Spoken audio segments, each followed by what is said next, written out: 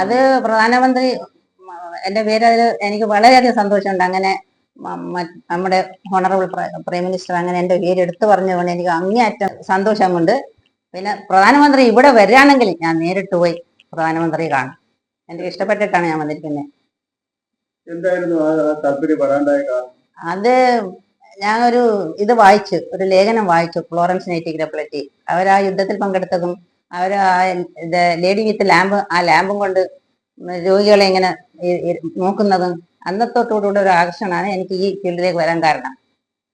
1972 June 26 ഞാൻ ഈ നഴ്സിംഗിൽ പഠിച്ച് പാസ്സായി ജോയിൻ ചെയ്തത്.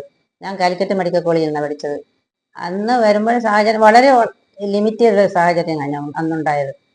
എന്നുവെച്ചാൽ ഒരു ഓപ്പറേഷൻ തിയേറ്ററോ വേറെ അത്രക്കും വളരെ കഷ്ടപ്പെട്ട ഒരു ജീവിതം കാഞ്ഞ ലക്ഷദ്വീപുകാരുടേതും നമ്മുടെ ഈ ഹോസ്പിറ്റലും അന്ന് ഒരു ചെറിയൊരു ഹോസ്പിറ്റലാണ്. അന്ന് PHC ആണ്, പ്രൈമറി ഹെൽത്ത് സെന്റർ ആണ്. ഇവിടെ ഹോസ്പിറ്റലിൽ ആയിരിക്കുന്നത് 1984 തൊട്ടിട്ടാണ്.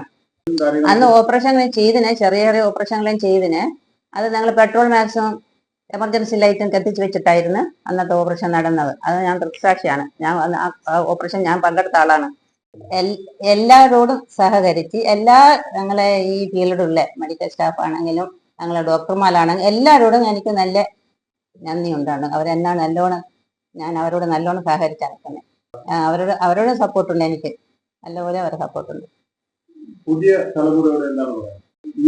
ഈ മേഖലയിൽ വന്ന ആൾക്കാർ നമ്മൾ കൃത്യമായിട്ട് 8 മണിക്കൂടെ എത്തും. ഈ ഇത്രയും കാലത്ത് പരിചയത്തിന് ഒരു ഓപ്പറേഷൻ എന്തെങ്കിലും എനിക്ക് കഴിയില്ല, അത് പറ്റില്ല, ഞാൻ പറഞ്ഞില്ല. എൻ്റെ പരമാവധി ഞാൻ ശ്രമിച്ച് അതിൽ ഇൻവോൾവ് ചെയ്യുന്നുണ്ട്. അത് തന്നെ പറയുന്നുണ്ട്. മടി കാണിക്കരുത്. നമ്മളെ ഫീൽഡ് ഇതാണ്.